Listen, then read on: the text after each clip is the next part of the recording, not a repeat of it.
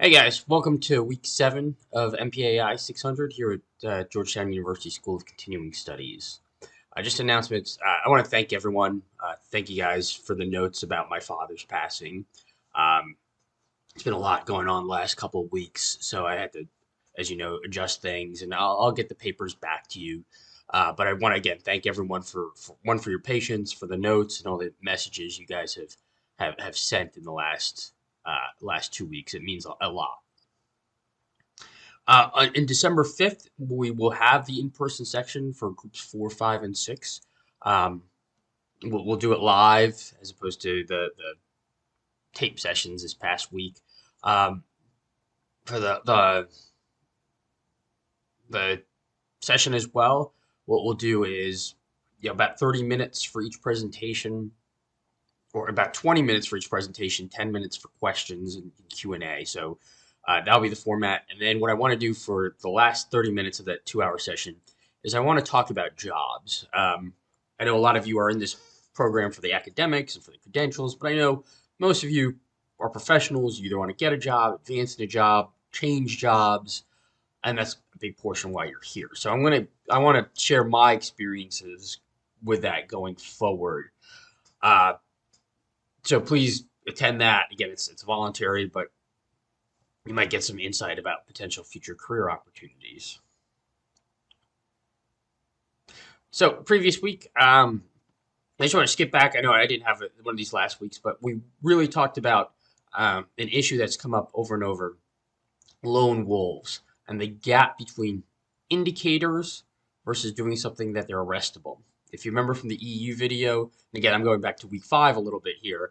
Um, they knew many of those people were involved in the Paris theater attack, but they couldn't uh, pin it down, or they couldn't do anything about it. You could argue the same about the Fort Hood shooter, the Boston Marathon, the Orlando shooter. These were all on the radar of law enforcement. They'd done something. Oftentimes, law enforcement was aware of their internet presence, but they didn't do anything that you could get arrested for, that you can detain. So that's going to be a question that comes up over and over again.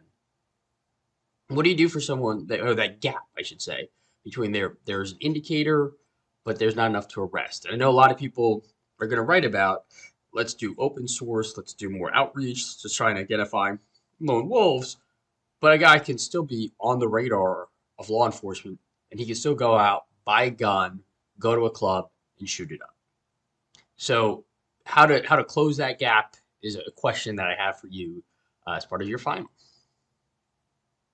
So getting back to week 6, again, CompStat.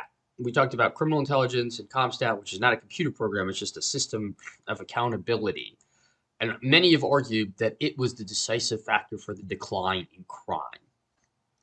One of the great uh, metrics for the decline in crime is or one of the great, I should say, advancements in humanity is the decline in crime that we've seen throughout the industrialized world, from really the mid to late 80s to right now, and only now are we seeing an uptick in crime.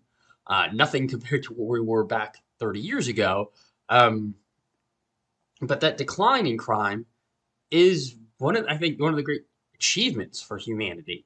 And the question is why? Many people have thought it's because of better policing, because of criminal intelligence, because of CompStat, because of broken windows.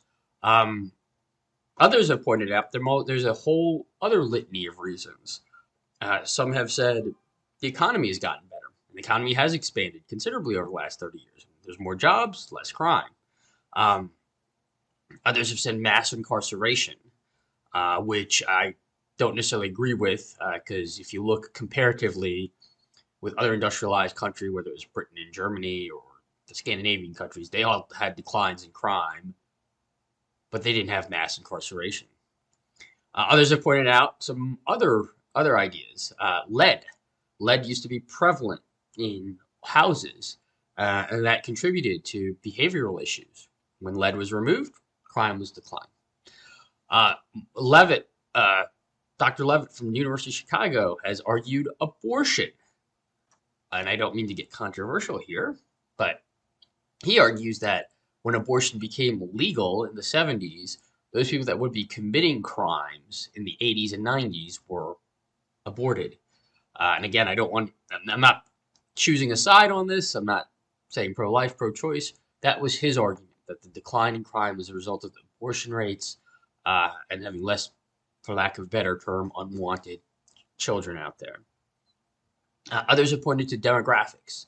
The baby boomers boomed in that age where people commit crimes, that young 20s and 30s, that boomed in the 70s and 80s. So you see the increase in crime. And then they aged out of that crime wave, and that led to a decrease in crime. I'll let you decide on it, but the key thing is, how much did the CompStat and criminal intelligence contribute to that?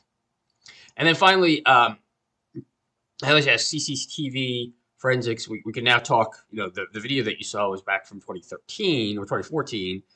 Right now, we're now looking at leaps and bounds in technology with artificial intelligence and being able to cue CCTVs and get data from CCTVs like that, instead of a guy having to go through it manually, line by line. So as we advance this technology,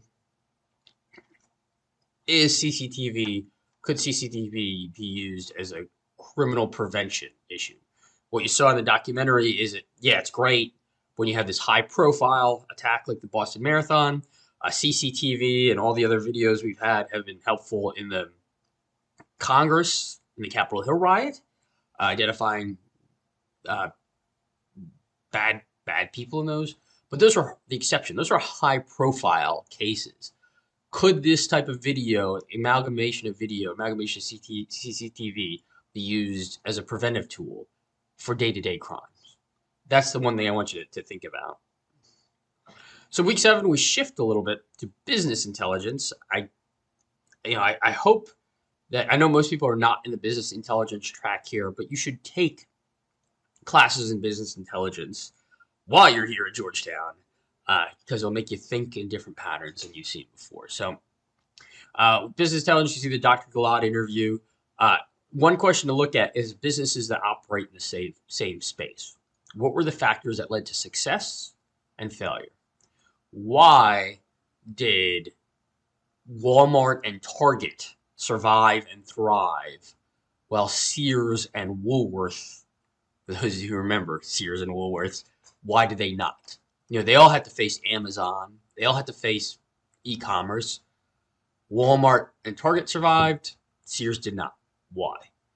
If you're here in the DC area, or even really in most urban areas, CVS is the main drugstore to go. It beat out Walgreens and it beat out Rite Aid. Why? Why did CVS dominate the drugstore games? Why did Circuit City die, but Best Buy survive? Both had to face Amazon. Both had pressures in that respect, but Best Buy thrived. Circuit City is not around anymore. Why? And then just applications to national security issues. You'll see some readings there.